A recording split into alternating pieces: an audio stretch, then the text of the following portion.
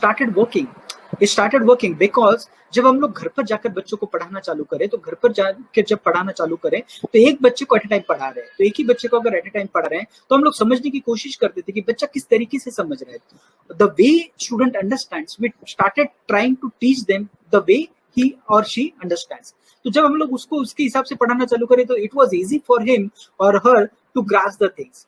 वो पहली चीज आसान हो गया। दूसरा, उनको कहीं पे भी आना जाना नहीं, जैसे कि अगर कोचिंग क्लासेस में जाना है तो उनको कोचिंग क्लासेस के टाइमिंग के हिसाब से जाना है, या फिर सारे बच्चों के टाइमिंग के हिसाब से coaching classes timing generally set होता है, उस हिसाब से जाना है। तो इनका अगर कुछ रेगुलर शेड्यूल है या फिर कुछ चीज है तो ऐसे केस में वो बहुत बुरी तरीके से इफेक्ट होता है। लेकिन इंडिविजुअल ट्यूशन में ऐसे नहीं होता, उनको उनके घर पे समय मिल रहा है, मतलब उनको आने जाने का टाइम से हो रहा है, उनके हिसाब से, उनको जो समय सूट करता है उसके हिसाब से हमारे टीचर जाने चालू कर दिए, तो उनका समय जो है वो पूरे दिन का इस तरीके से बना सकते हैं कि इंडिविजुअल ट्यूशन कौन से समय पे लेना वो डिसाइड कर सकते थे। वो उनको एडिशनल बेनिफिट मिल रहा था।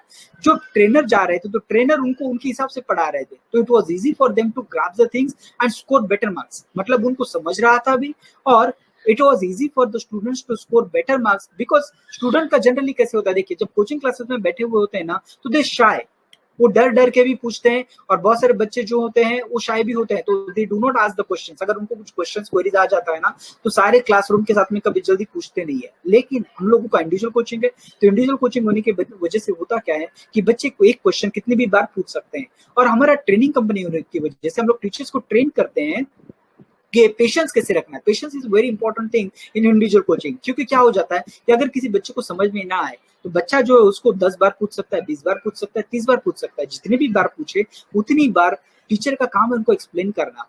वहां पे वो इरिटेट नहीं हो सकता, उसको पेशेंस रखना जरूरी है। तो ये चीजों को हम लोगों ने खास करके ध्यान में रखते हुए इस तरीके से हम लोगों के टीचर्स को ट्रेन करा हुआ है कि जो बच्चों के घर पे जाके बहुत ही बेहतर लेवल पे उनको ऐसे ट्रेन करवाते हैं कि उनको किसी भी तरीके से इंप्रूवमेंट तो मिलता ही है।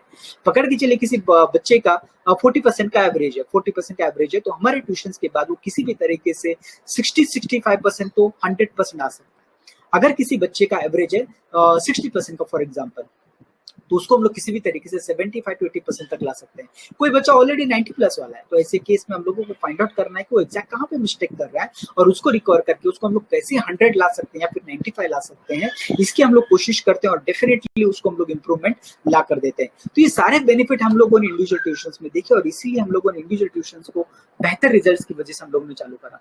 जब हम लोगों ने इंडिविजुअल ट्यूशन चालू करा तो हम लोग 2-3 चीजों को ध्यान रखा हुआ है। सबसे पहले कि उनकी जगह पर होना चाहिए, मतलब उनके घर पर होना चाहिए। दूसरा, उनके समय के अनुसार होना चाहिए ताकि उनको टाइमिंग का दिक्कत ना हो। जिस तरीके से वो समझते हैं उस तरीके से सिखाना जरूरी है।